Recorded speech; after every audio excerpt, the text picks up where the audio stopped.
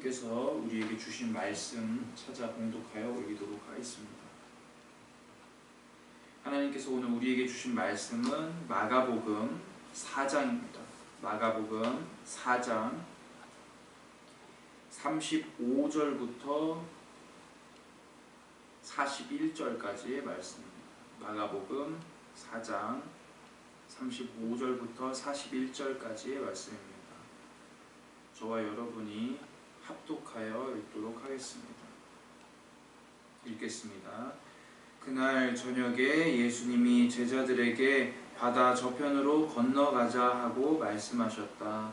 그래서 제자들은 군중을 남겨두고 예수님이 타신 배로 함께 떠났고 다른 배들도 따라갔다. 그런데 갑자기 큰 폭풍이 휘몰아치고 파도가 덮쳐 배가 침몰하게 되었다. 그러나 예수님은 배의 뒷부분에서 베개를 메고 주무시고 계셨다. 제자들은 예수님을 깨우며 선생님, 우리가 죽게 되었는데도 모른 척 하십니까? 하고 소리쳤다. 예수님이 일어나 바람을 꾸짖으시며 바다를 향해 잔잔하라, 고요하라 하시자 바람이 멎고 바다는 아주 잔잔해졌다. 그러고 나서 예수님은 제자들에게 왜 그렇게 무서워하느냐, 너희가 아직도 나를 믿지 못하느냐 하고 말씀하셨다. 제자들은 몹시 두려워하며 도대체 이분이 누구시기에 바람과 바다도 복종하는가 하고 서로 수군거렸다. 아멘.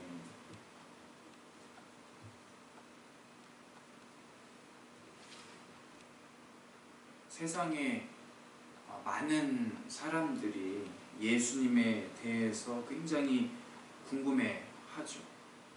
그렇기 때문에 매년 쏟아져 나오는 예수님에 대한 책들이 정말로 많다고 합니다.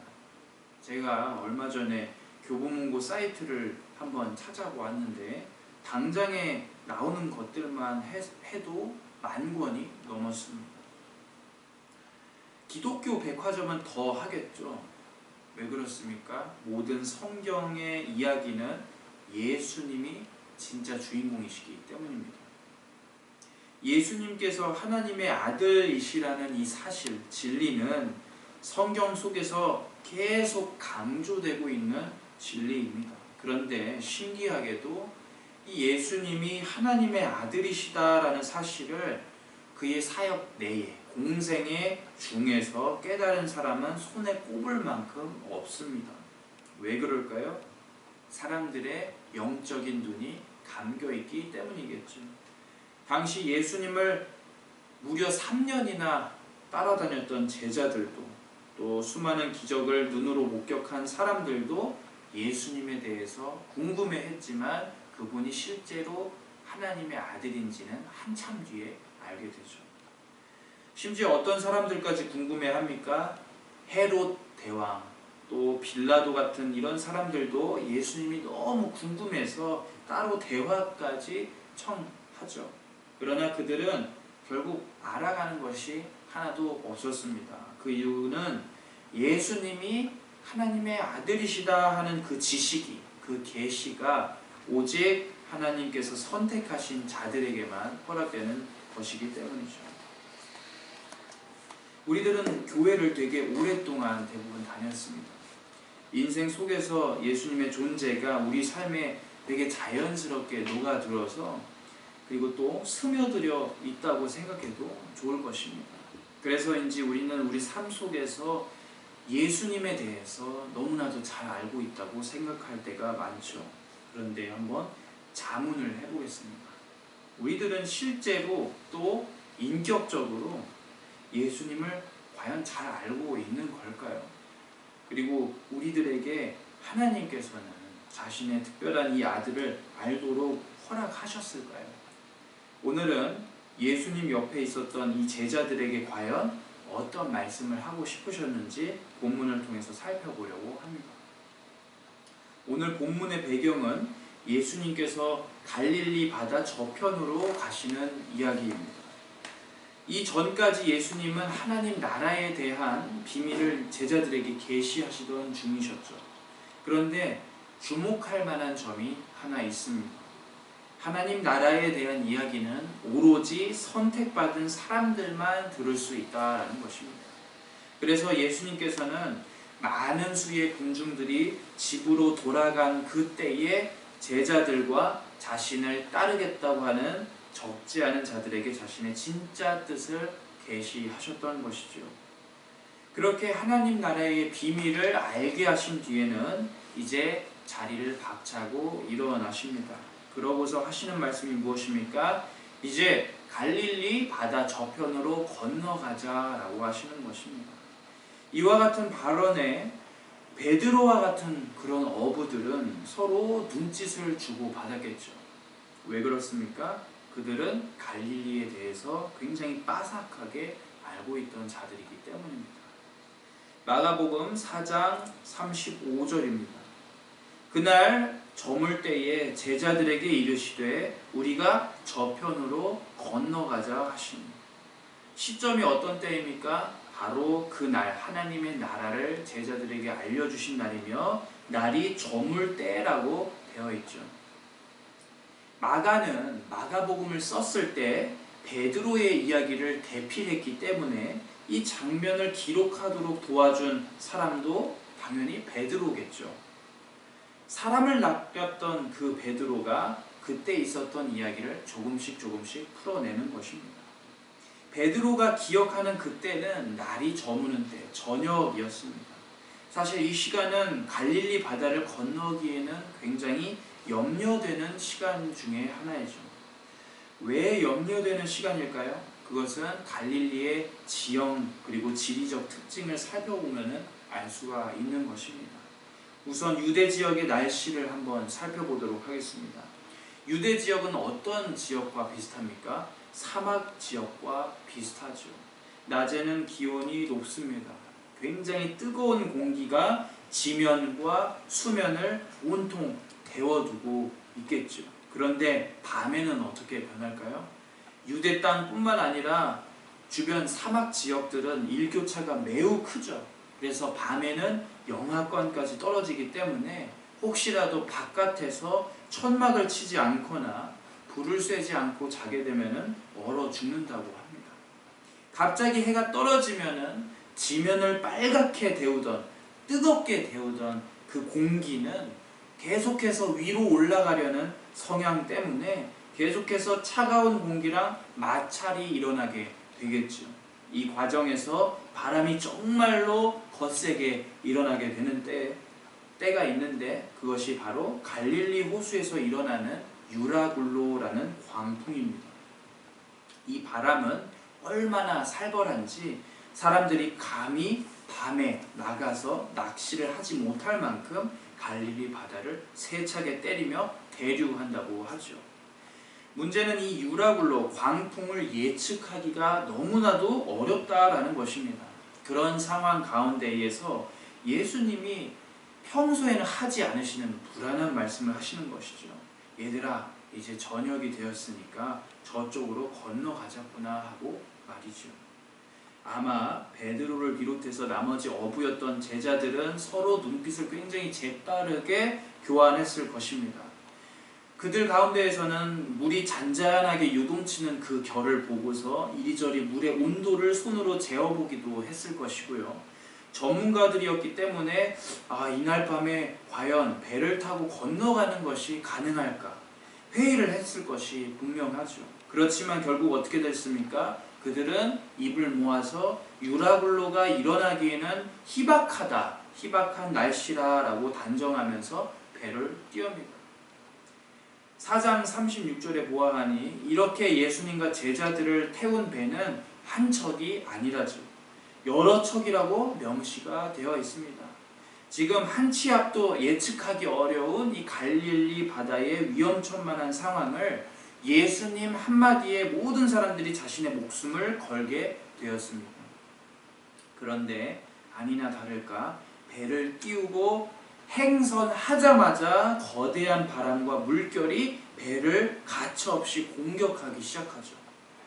동일한 사건을 다룬 누가복음 8장에서는 예수님이 배에 오르시자마자 주무시기 시작하셨댔으며, 그리고 그와 동시에 바람과 물결이 요동쳤다라고 기록되어 있습니다. 즉 제자들의 예상대로 상황이 흐르는 것이 아니라 제자들이 가장 걱정하고 염려하던 일들이 선생님이 주무시자마자 갑작스럽게 터져 나왔다라는 것이죠. 오늘날 우리들은 이러한 위험한 상황 가운데 있어 보지 못했기 때문에 죽음에 대한 공포를 알지 못하죠. 그러나 제자들은 어땠을까요? 얼굴이 굉장히 시퍼러졌겠죠. 어부였던 제자들은 이 유라굴로를 만나게 되면 결국에는 어떻게 되는지 그 최후를 다 알고 있었을 것입니다. 왜냐하면 유라굴로에서 살아남은 배가 거의 없으니까요. 이제 이게 우리의 마지막이겠거니 하고 생각하면서도 열심히 돛과 키를 붙잡아서 아주 열심히 버텼으리라 생각합니다. 자, 어부가 아닌 제자들은 어떤 모습을 보여줬을까요? 완전히 아비규환이었겠죠. 뛰어난 항해 기술과 위기 대처 능력도 없었습니다. 예수님 제자들 중에는 누가 있었습니까? 세리였던 사람도 있었고 열심당원이었던 사람, 심지어 장애를 가지고 있던 사람도 있었습니다. 그런 사람들은 전문 지식이 없었기 때문에 아이고 우리는 다 죽었다 하고 소리를 빽빽 지르면서 부산스럽게 굉장히 패닉 상태에 휩싸였을 것입니다. 다들 어떻게 했을까요? 조금이라도 상황을 좀 긍정적으로 타개해 보겠다고 짐을 내다 던지고 돛을 내리고 부러지지 않도록 침몰하지 않도록 배의 이곳 저곳을 부지런히 살폈겠죠. 그런데 상황은 좋아지지 않았고 도리어 더 나빠졌다라고 성경이 기록하고 있습니다. 37절이 이러한 절망적인 상황을 그대로 보여주죠. 37절입니다. 큰 광풍이 일어나며 물결이 배에 부딪혀 들어와 배에 가득하게 되었더라. 바람이 불어도 이렇게 힘든데 하필이면 물결이 너무나도 요동치기 때문에 어떻게 되었다고 합니까? 배에 물이 점점점 차오르게 되었다라고 말합니다. 이제 물이 다 차면 어떻게 됩니까? 당연히 침몰하게 되겠죠. 시간이 흐르면 흐를수록 제자들은 절망감이 엄습하는 것을 느끼는 것이죠. 희망이 아예 없어 보이는 것입니다. 그렇게 정신없이 양동이로 물을 퍼다가 나르고 있는데 누가 보였을까요? 38절을 볼까요? 38절입니다. 예수께서는 고물에서 베개를 메고 주무시더니 제자들이 깨우며 이르되 선생님이여 우리가 죽게 된 것을 돌보지 아니하시나이까 하니. 이 장면은 완전히 코미디죠. 예수님은 지금 자기가 배를 타고 건너가자라고 하셨음에도 불구하고 어떻게 하고 계십니까? 열심히 제자들처럼 양동이 들고 배의 물을 제거하시는 것이 아니었습니다. 곤히 주무시고 계셨다라고 기록하고 있죠. 이게 말이나 되는 소리인지 제자들은 모두 뜻을 다해가지고 예수님을 열성적으로 깨우기 시작하죠. 그런데 이 외침이 얼마나 절망스럽고 또 원망스러운지 예수님에게 고백하는 것을 살펴보면 알 수가 있습니다. 저는 옛날에 이 말씀을 해석했을 때는 이제 상황이 우리들의 능력 너머로 갔으니까 예수님을 의지해야겠구나 라고 생각한 제자들이 예수님 우리를 도와주십시오 하고 우아하게 간청하는 줄만 알았습니다. 그러나 이 상황을 종합해 보았을 때 예수님을 깨운 이유는 도와달라는 구원해 주십시오 하는 그런 소리가 아니라 우리가 죽게 되었으니 예수님은 거기서 무엇을 하고 계십니까? 하는 원망 가득한 불평임을 알게 되었습니다. 제가 왜 이렇게 확신을 가지는가 하면은 이 장면을 직접 관찰했던 베드로가 너무나도 상황을 생생히 그려놓았기 때문이죠. 아까 말씀드렸지만 마가복음은 베드로 복음이라고 할 수 있을 정도로 그 마가가 베드로와 함께 그 예수님의 행적을 기록한 것입니다. 베드로가 10수년 뒤에 마가와 함께 이 마가복음의 장면을 써내려 갔을 때 기억을 되짚어봐도 정말로 황당한 장면이었던 것이겠죠. 아마 베드로는 예수님께서 주무실 때 사용했던 그 베개 색깔도 다 기억했을 것입니다. 제가 만약에 베드로였다면 그 상황을 마가와 함께 나누면서 웃음을 터뜨리면서 야, 예수님은 정말 이렇게 황당한 분이셨단다 하고 이야기를 나눴을지도 모릅니다. 베드로는 실제로 예수님이 어디서 주무셨는지까지도 세세하게 기록했습니다. 왜 그렇습니까? 워낙 황당했기 때문이죠. 그의 기억 속에 예수님께서는 배의 고물, 배의 뒤편, 오늘 말씀에서는 뒤편이라고 나와 있죠. 고물에서 주무셨다고 합니다. 그런데 이 고물이라는 곳이 참으로 중요한 것이 아닐 수가 없습니다. 배는 세부적으로 그 부분을 살펴보자면은 배의 맨 앞에 있는 이물이 있습니다. 이물은 뱃머리라고 불리웁니다. 그리고 배의 중간에는 무엇이 달려 있습니까?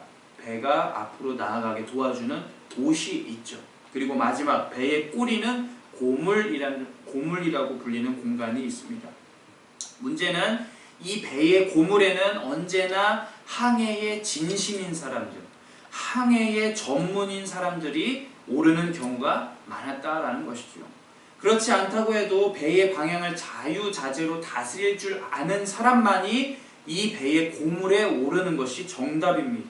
그 이유가 무엇일까요? 바로 배의 방향, 그리고 배가 뒤집어지지 않게 하는 배의 키가 바로 고물에 위치하기 때문입니다. 즉 예수님께서 이 고물에서 아무도 건드리지도 못하게끔 베개까지 써 가시면서 두 다리 쭉 뻗고 주무시는 현장이 베드로와 제자들의 입장에서는 어떻습니까? 열불이 터지는 그런 장면이겠죠. 결국 제자들은 우아한 모습으로 이제 우리 힘으로는 무리이니까 예수님을 의지하자, 예수님께 구원해달라고 하자, 이런 뜻으로 주님을 깨운 것이 아니란 소리겠죠.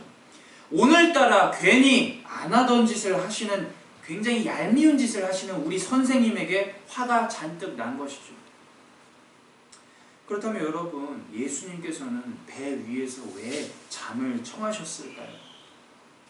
많은 사람들 가운데 예수님의 이 행동에 대해서 예수님이 평소에 주무실 시간까지 아껴서 사람들을 만나시다 보니까 이 혼란스러운 상황 가운데에서도 너무 졸리시니까, 피곤하시니까 깨지 않고 주무셨다라고 해석하기도 하죠. 그러나 예수님은 뭔가 분명한 의도를 가지고 주무심에 틀림이 없는 것입니다. 동일한 사건을 다룬 누가복음 8장에서는 예수님이 배에 오르시자마자 잠이 드셨고, 행선을 시작하자마자, 배가 떠나자마자 폭풍이 쳤다라고 기록이 되어 있습니다. 즉 예수님이 주무실 그때에 폭풍이 시작되었다라는 점은 예수님께서 우리와 제자들에게 이 환경을 두고 어떠한 말씀을 지금 하고 싶다라는 사실을 알 수가 있는 것이지요. 자, 그렇다면 과연 예수님께서는 제자들에게, 우리들에게 어떤 사실을 계시하시길 원하셨을까 하는 부분을 살펴보도록 하겠습니다. 우선 이 부분을 살펴보기 위해서 먼저 우리들은 맨 마지막 예수님이 하신 말씀을 주의 깊게 볼 필요가 있을 것입니다. 먼저 40절을 읽어봐야만 할 것입니다. 이에 제자들에게 이르시되 어찌하여 이렇게 무서워하느냐, 너희가 어찌 믿음이 없느냐 하시니. 40절의 후반부에 예수님께서는 제자들에게 지적을 하나 하시는데요, 바로 믿음이 적다는 것이 아니라 없다는 지적입니다. 즉 이번 유라굴로의 사건은 제자들의 무엇을 확인하기 위한 사건이죠? 믿음을 확인하기 위한 사건이라는 거죠. 그렇다면 무엇에 대한 믿음일까요? 바로 하나님의 아들이 주시는 평안, 그 아들과 함께함에 대한 믿음입니다. 또한 오늘 본문에서는 참으로 굉장히 재미있는 대조가 계속해서 교차해서 일어나죠. 예수님이 주무셨던 그 평안, 그러나 제자들이 맞닥뜨려야 하는 불안, 죽음과 생명이 계속해서 교차하는 형식이죠. 제자들은 생명을 잃어버릴 것에 대한 극도의 불안에 계속해서 휩싸이지만 예수님은 잠을 청하실 만큼의 평안을 가지고 있으십니다. 외적인 면에서도 폭풍을 굉장히 두려워하는 제자들이지만 폭풍을 꾸짖어서 잠잠하게 하시는 예수님이 계시죠. 마지막으로 제자들의 원망 그리고 절망 가득한 외침, 주님 우리가 죽게 생겼으니 살피지 않으십니까? 하는 그런 원망이 드러났다면은 예수님은 어떤 분이십니까? 죽게 될 제자들을 구하시고 생명을 주시는 분으로 등장합니다. 즉 이 본문은 예수님의 존재가 과연 어떠한 존재인가 하는 근본적인 질문을 우리들에게 구체적으로 던지고 있다라는 것이죠. 또 제자들의 믿음의 현 주소는 어떨까라는 그런 시험을 던지고 있다라는 것입니다. 따라서 제자들은 이 시험을 겪는 가운데 원래는 무엇을 느껴야 하는 것입니까? 마땅히 예수님과 함께하는 자들이라 한다면은 그들은 무조건적으로 불안을 느끼기보다는 평안을 느끼는 자들이 되어야 한다는 것이죠. 또 죽음을 두려워하지 않는 모습을 보여줘야 한다라는 것입니다. 그러나 우리들은 이러한 일이 쉽지 않다는 사실을 이미 알고 있죠. 3년간 예수님을 졸졸 따라다녔던 제자들 역시도 어떻게 됩니까? 죽음 앞에서는 불안을 이겨내지 못합니다. 마찬가지로 우리 삶 속에서도 폭풍과 같이 찾아오는 매일 세상의 것들 때문에 우리는 시시때때로 굉장히 불안에 떨곤 하죠. 저 역시도 매번 새롭게 다가오는 세상 때문에 두려울 때가 한두 번이 아닙니다. 그런데 여러분, 한편으로는 이 말씀을 통해서 알 수 있는 점이 무엇입니까? 우리 주변에 반드시 예수님이 계시다라는 점입니다. 오늘 본문에 따르자면은 우리 바로 뒤편에서 함께 승선하신 예수님이 계시기 때문에 절대 파선에 이르지 않는다라는 것이죠. 불안감이 우리를 잠식할 수는 있겠지만 영원히 우리를 파괴하지 못하는 이유가 바로 우리 주님 때문입니다. 우리는 이러한 사실을 알고서 제자들과 같이, 오늘 본문의 제자들과 같이 매 순간 매번 두려워 떠는 것이 아니라 진정한 평온이시며 언제나 그 샬롬을 나누어 주시는 예수 그리스도에 대한 확실한 지식이 있어야 우리가 세상을 넉넉히 이길 수 있다라는 것을 믿습니다. 이제 놀라운 일들이 벌어지죠. 어떤 일입니까? 그렇게 제자들이 한마음 한뜻으로 화를 선생님한테 버럭버럭 내고 있는데 예수님께서 깨시더니 어떻게 합니까? 바람과 바다를 혼내기 시작하시는 것이죠. 39절에서 예수님은 바람과 바다에게 잠잠하라, 고요하라 라고 말씀하십니다. 이 장면은 지금 직접 예수님께서 나 자신의 존재가 구약의 하나님 되심을 드러내고 있다라는 장면이라고 볼 수가 있습니다. 여러분들에게 질문을 하나 드리겠습니다. 자연이 사람처럼 인격적인 모습을 가지고 있을까요? 자연은 인격적인 모습을 가지고 있지 않죠. 따라서 자연이 사람처럼 말을 척 알아듣는 것은 사실 우리 입장에서는 상상하기가 어렵습니다. 그러나 자연은 인격체는 아니더라도 그 주인이신 하나님 앞에서 그 말씀을 순종해야만 하며 때로는 하나님 앞에서 복종해야 한다는 사실을 여러분도 아시고 계실 것입니다.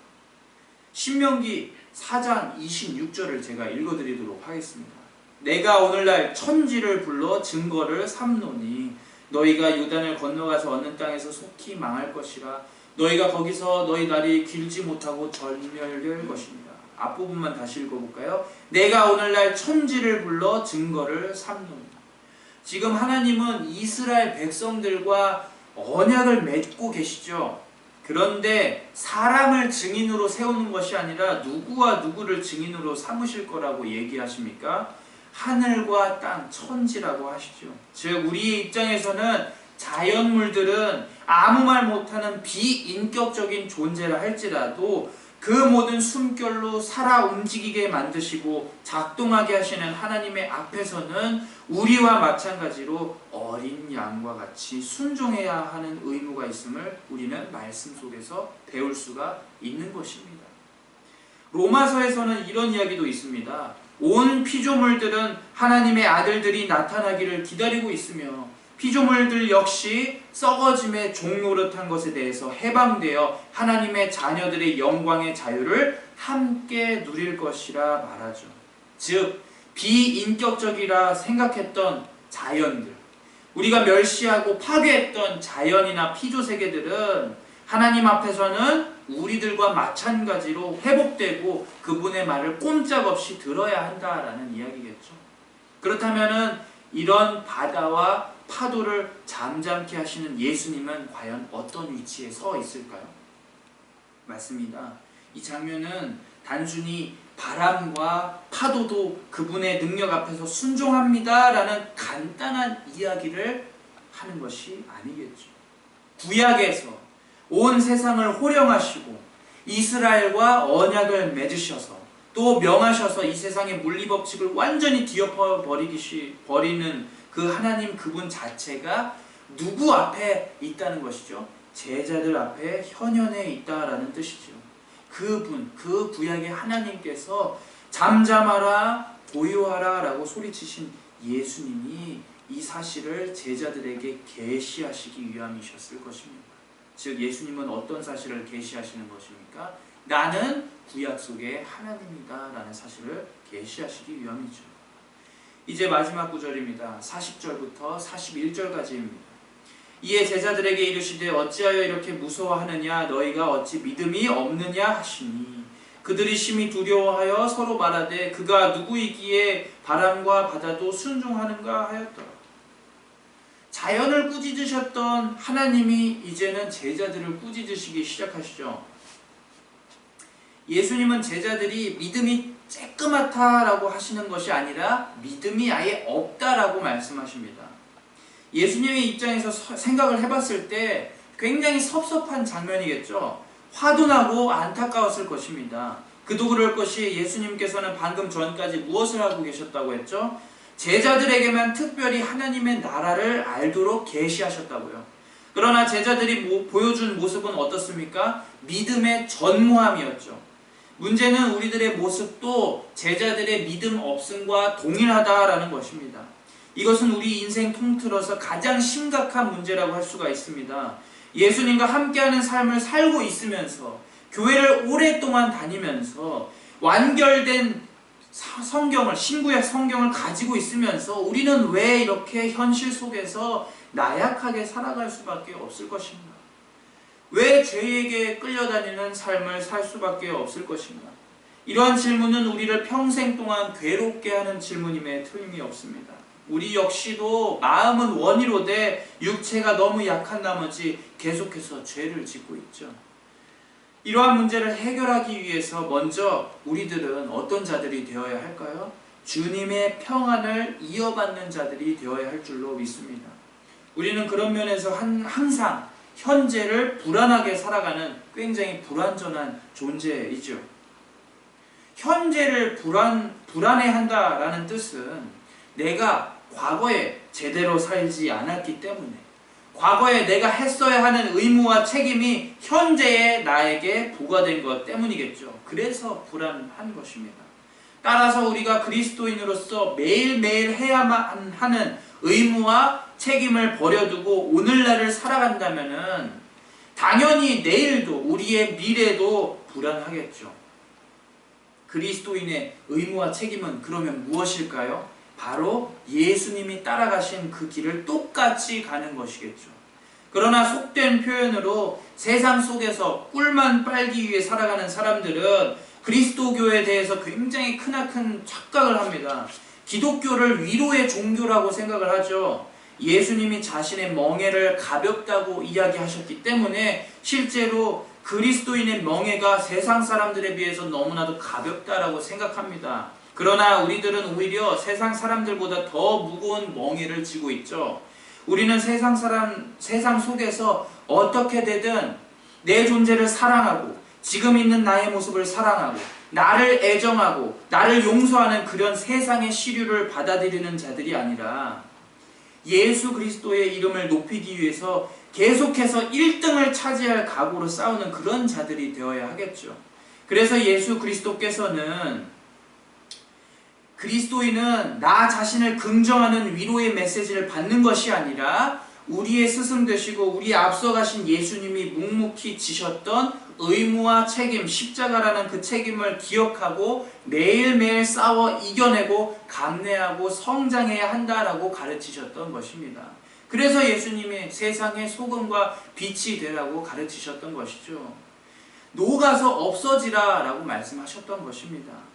그 마음이 단단해져서 우리는 이 말씀을 순종하면서 결국에는 세상을 넉넉히 이길 수 있는 자들이 될 수 있도록 매일매일 그리스도인의 책무와 그 의무를 게을리하지 않고 예수님을 따라가야 할 것입니다. 두 번째로 우리들이 그런 의무를 가지고 있다 할지라도 불안감에 사로잡힐 필요는 없을 것입니다.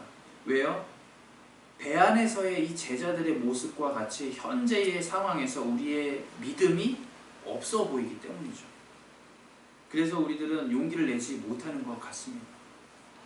그러나 그것에 대해서, 우리의 믿음이 없음에 대해서 우리 주님은 끝까지 기다려주시고 참아주신다라는 사실을 또한 알아야 할 것입니다.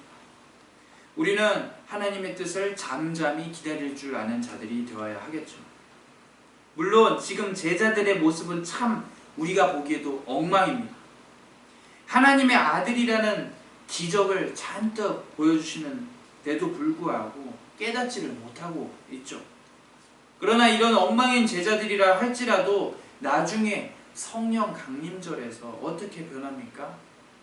인생이 완전히 180도 변화하죠.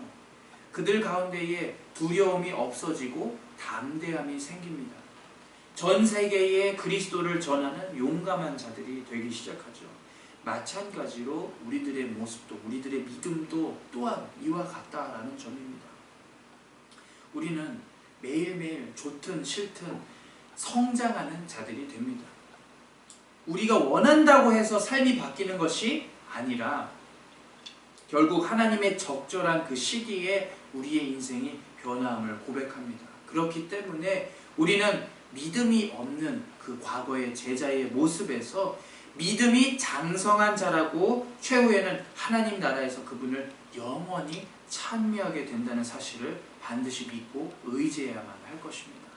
무엇보다 우리 주님께서 끝까지 기다려 주시겠다, 우리를 끝까지 이끌어 주시겠다라고 말씀을 하시니 우리는 최선을 다해서 세상을 살아가면서 우리를 변화시켜 주실 예수님의 말씀을 매일매일 기대함으로 견뎌내는 그 믿음의 그리스도인들이 되어야 할 줄로 믿으며, 배 안에서 언젠가 배 안에서 잠을 청하셨던 그 예수님을 따라서 주님 이름을 굳건히 믿고 우리도 역시 평안히 잠을 청할 수 있는 믿음의 배짱의 그리스도인들이 되길 주님의 이름으로 권면합니다. 이 시간 우리 함께 기도하겠습니다. 주님께서는 우리에게 매일매일 삶 속에서 자신이 하나님의 아들이시라는 사실을 계시하셨죠. 어떠한 사실로 계시하셨죠? 오늘날 우리들이 살아 움직이며 예수님을 만났다는 사실만으로도 우리는 하나님의 아들 되신 예수님을 증거할 수가 있습니다. 그러나 우리가 연약하고 제자들처럼 믿음이 없이 행동하는 때가 너무나도 많음을 고백합니다. 이러한 믿음의 전무함을 하나님께서 긍휼하게 여기시고 우리들이 하나님 믿는 그 책임과 의무와 사명으로 무장하는 그리스도인들이 될 수 있기를 해주시고, 또 우리들을 꼭 성장하게 하시는 하나님의 때를 기다릴 줄 아는 넉넉하고 평온한 그리스도인이 될 수 있게 해달라고 함께 간절히 마음 모아 기도하겠습니다.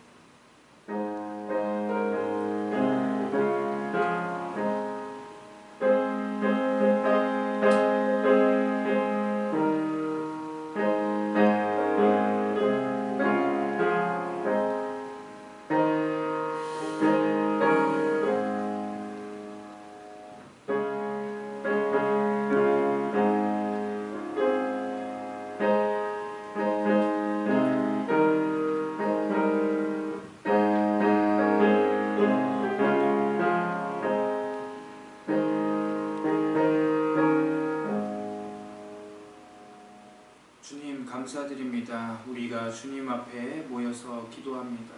항상 우리는 주님이 하나님 아들 되심을 알고는 있으나 그것을 실제 삶으로 녹여내서 다른 사람들에게 삶으로 전하는 일은 너무나도 빈약함을 깨닫습니다. 우리가 교회에 굉장히 오래 다녔고 주님께서 살아계신 하나님의 아들이시고 그리스도이심을 믿고 있으나 행동으로 나오지 않는 경우가 얼마나 많습니까? 그러나 주님, 우리들이 믿음의 장성한 분량에 이르기까지 하나님께서는 언제나 넉넉히 기다려주시는 분임을 또한 깨닫습니다. 우리들이 그러한 주님의 자비를 기억하면서 매일매일 포기하지 않고 오히려 계속 삶과 투쟁하면서 매일매일 승리할 수 있는 삶을 살기를 원합니다. 주님, 우리를 붙잡아 주시옵소서.